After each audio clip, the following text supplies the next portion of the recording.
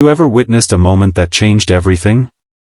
A chance encounter that transformed lives forever? This is that story. If you're touched by what you're about to hear, please like this video and subscribe to our channel for more heartwarming stories that remind us of the power of human connection. Emma Chen stood at the edge of the playground, her designer coat fluttering in the December wind as she watched her 7-year-old daughter Lily sitting alone on a bench. The other children ran and played, their laughter filling the air, but Lily remained isolated, her small hands moving in practiced motions as she signed to herself. Emma's heart ached as she observed the familiar scene, her daughter, brilliant and beautiful, yet separated from her peers by the silence that had surrounded her since birth. As the CEO of Chen Innovations, Emma had conquered the business world. She could negotiate multi-million-dollar deals without breaking a sweat, but watching her daughter struggle to connect with other children left her feeling helpless. After her divorce 3 years ago, it had been just the two of them against the world. Emma had learned sign language, hired the best teachers, and provided Lily with everything money could buy. Everything except what her daughter needed most, acceptance and friendship. Today was supposed to be different. Emma had promised Lily they would find a new park, one where perhaps she might make a friend. But as the minutes ticked by, Emma's hope dimmed. Parents pulled their children away when Lily approached, uncomfortable with her attempts to communicate. Others simply pretended not to notice her at all. Just 15 more minutes, Emma signed to Lily, forcing a smile. Lily nodded, her eyes downcast. That's when she noticed him, a tall man with kind eyes and worn jeans, pushing a little boy on the swings. The boy, about Lily's age, was laughing with pure joy. There was something about the man's gentle patience that caught Emma's attention. Unlike the other parents who were scrolling through their phones or chatting in groups, he was fully present with his son. Emma was so lost in thought that she didn't immediately notice Lily had wandered over to the swings. By the time she realized what was happening, Lily was already standing near the man and his son, her hands moving in a tentative greeting. Emma rushed forward, prepared for the usual awkward interaction, the polite but distant smile, the quick retreat. But what happened next stopped her in her tracks. The man's hands began to move, forming familiar shapes and gestures. He was signing back to Lily. "Hello there. My name is Jack. This is my son, Noah. Would you like a turn on the swing?" Lily's face transformed with surprise and delight. She signed back eagerly, her movements animated with excitement. Emma couldn't move, couldn't breathe. Tears pricked at her eyes as she watched her daughter engage in a real conversation, perhaps for the first time in a public setting with someone outside their small circle. When she finally approached them, Jack looked up with a warm smile. "You must be Lily's mom," he said, his voice as gentle as his eyes. "She's been telling me all about her science project. Quite the little genius you've got." "You know sign language," Emma said, unable to hide her astonishment. Jack nodded. "My sister was deaf. I grew up signing." He glanced at Noah, who was now showing Lily how high he could pump his legs on the swing.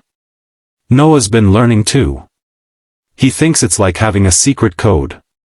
Most people." Emma began, then stopped, not wanting to sound bitter. "Most people don't make the effort," Jack finished for her. "Their loss. They're missing out on meeting amazing kids like Lily."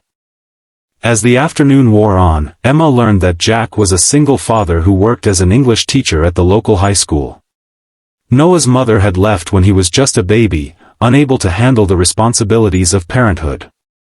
Despite the hardships, there was no resentment in Jack's voice when he spoke of her, only a quiet acceptance and determination to give his son the best life possible. "It's not always easy," he admitted as they sat on a bench watching their children play. "But then again, nothing worthwhile ever is." Emma found herself opening up about her own struggles, the loneliness of raising a child with special needs, the pressure of balancing her career with motherhood, the well-meaning but often hurtful comments from others who didn't understand Lily's world. "People see her deafness as a tragedy," Emma said. "They don't see the incredible person she is. Jack's eyes followed Lily as she taught Noah a new sign. "She's extraordinary," he said simply. "And so are you, for fighting to make sure the world sees that." When the sun began to set and the park emptied, neither family seemed ready to say goodbye. On impulse, Emma invited Jack and Noah to join them for dinner at a nearby restaurant. To her delight, they accepted. The evening was filled with laughter and conversation, both spoken and signed. For the first time in years, Emma felt the weight on her shoulders lighten. Watching Lily and Noah communicate, seeing her daughter's confidence bloom under Jack's kind attention, something shifted inside her. As weeks passed, their park meetings became a regular occurrence. Jack taught Emma signs she hadn't learned yet, and she helped Noah with his math homework. The children became inseparable, and Emma found herself looking forward to seeing Jack smile as much as Lily looked forward to seeing Noah. But their growing closeness was tested when Emma's company faced a crisis that required her immediate attention. An important investor had pulled out unexpectedly, threatening the future of a project that could provide assistive technology for deaf children. Emma was forced to cancel several park meetings, and Lily's disappointment was palpable. "I'm sorry, sweetheart," Emma signed one night as she tucked Lily into bed. "Mommy has to work to make sure other kids like you can have special computers to help them learn." Lily's small hands moved in response. "But what about Noah and Mr. Jack? They miss us." Emma's heart clenched. She missed them too, more than she wanted to admit. Jack had become a steady presence in their lives, a friend who understood their challenges without judgment. And perhaps, if she was honest with herself, he had become something more. The next day, as Emma sat in her office surrounded by financial reports and urgent emails, her assistant announced an unexpected visitor. When she looked up, Jack was standing in her doorway, holding a paper bag. "Noah mentioned you've been skipping lunch to work," he said, placing the bag on her desk. "Thought you might need this." Inside was a homemade sandwich, an apple, and a note written in Lily's careful handwriting, "We miss you." Emma felt something break inside her, the wall she had built around her heart after her divorce, the fear of depending on someone else, the worry that no one could ever truly accept both her and Lily as they were. "I don't know how to do this," she admitted, gesturing between them. "I'm scared." Jack took her hand. "Me too," he said. "But I think some fears are worth facing." That weekend, instead of their usual park meeting, Jack invited Emma and Lily to a special event, a performance by a deaf theater group. As they watched the actors tell their stories through sign and movement, Emma felt Lily's hand slip into hers, squeezing with excitement. On her other side, Jack's fingers intertwined with her own, a silent promise. After the show, they met some of the performers, and Lily's face shone as she signed with adults who shared her experience of the world. One actress in particular took a special interest in Lily, encouraging her to join a youth program at the theater. "She could thrive there," Jack said as they walked to the car. "She has so much to express." Emma nodded, watching Lily skip ahead with Noah. "I've been so focused on what she can't do that sometimes I forget to celebrate what she can." "That's what I love about you," Jack said, then stopped, looking surprised at his own words. "I mean..." Emma turned to face him, her heart racing. "What do you love about me?" In the glow of the street lamp, Jack's eyes were warm and certain. "Your strength. Your dedication. The way you fight for Lily. The way you've let me and Noah into your lives even though it scared you." He paused. "Everything, Emma. I love everything about you." Before she could respond, Lily ran back to them, tugging at their hands and signing rapidly about something Noah had shown her. The moment passed, but Emma carried Jack's words with her, a warm glow in her chest. As Christmas approached, Emma faced another challenge. Her parents, who had never fully accepted Lily's deafness and constantly pushed for more medical interventions, were hosting their annual holiday dinner. It was always a tense affair, with relatives who didn't know how to communicate with Lily and often spoke about her as if she couldn't understand them. "You don't have to go," Jack said when Emma confided her dread. They were sitting in her kitchen after the children had gone to bed, sharing a quiet moment over cups of tea. Their family, Emma sighed. And despite everything, Lily loves her grandparents. Jack hesitated, then asked, would it help if Noah and I came with you? Emma stared at him, surprised by the offer. You'd do that? Of course, he said simply. That's what. He trailed off, but Emma heard the unspoken words, that's what families do. The night of the dinner arrived, and Emma felt a strange mix of anxiety and hope as she introduced Jack and Noah to her parents. Her mother's eyebrows rose at Jack's modest attire, and her father launched into a series of probing questions about his career and background. Through it all, Jack remained gracious and unruffled. The real test came during dinner. As usual, conversation flowed around Lily rather than including her. Emma's cousin remarked, it must be so hard having a child who can't communicate normally, apparently forgetting that Lily could read lips. Before Emma could respond, Jack's hands began to move, signing to Lily across the table. What do you think about the mashed potatoes? Noah thinks they need more butter.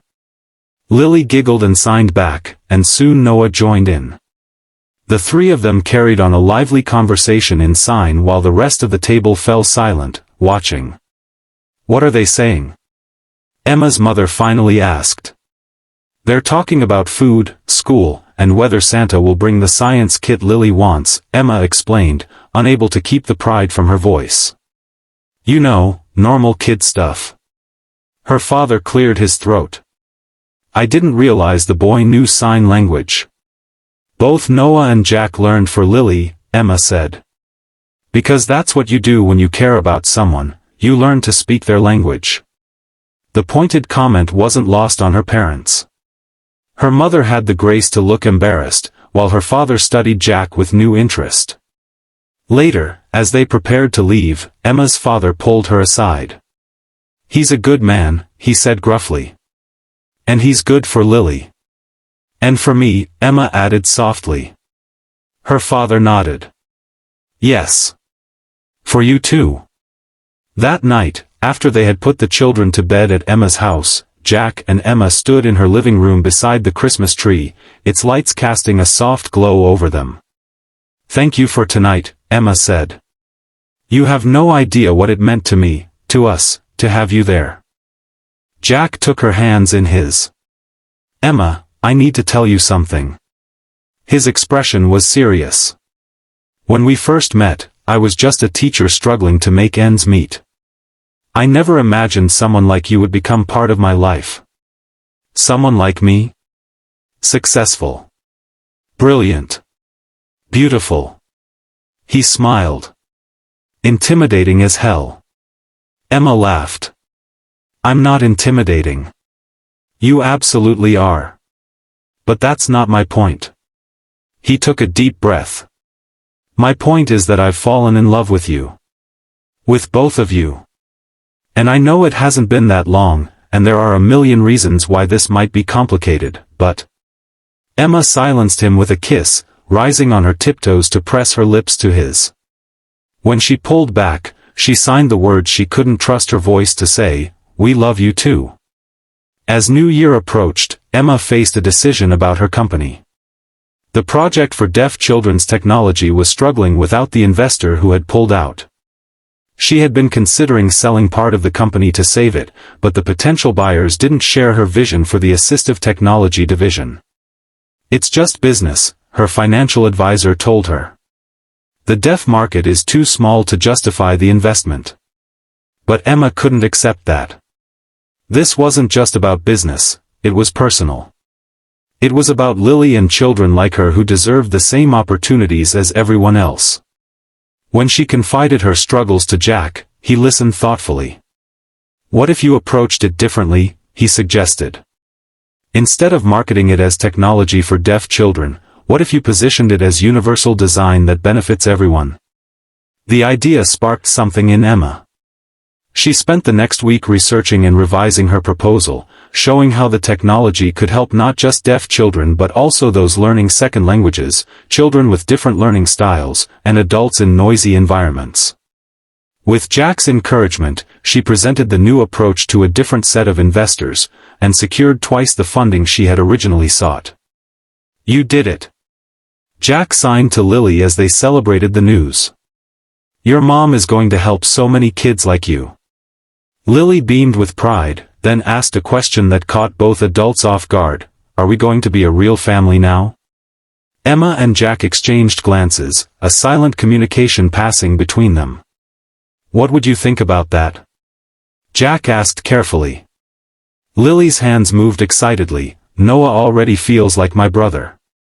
And you feel like my dad."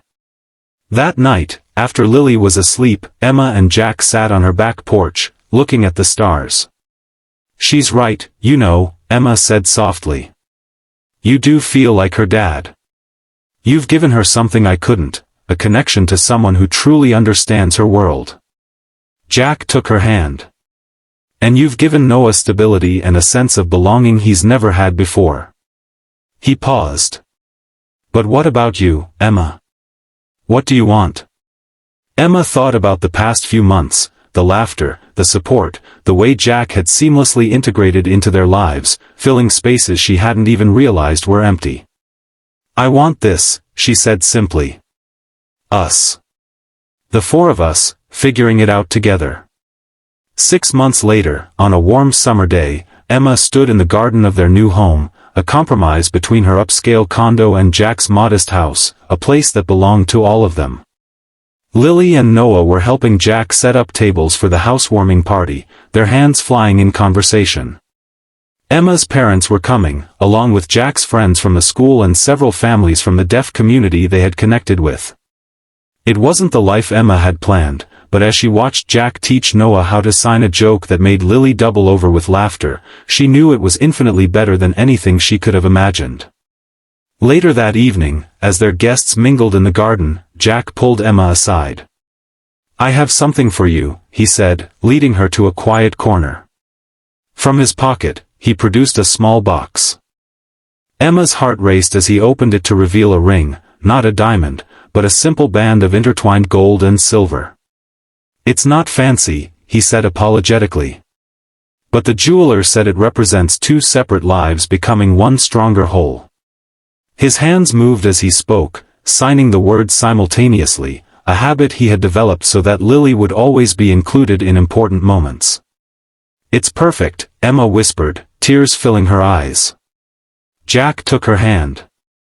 "Emma Chen, will you marry me?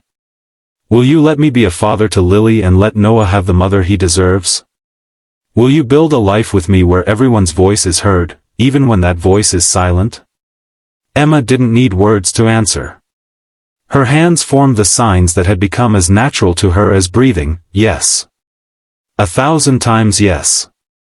From across the garden, Lily spotted them and nudged Noah.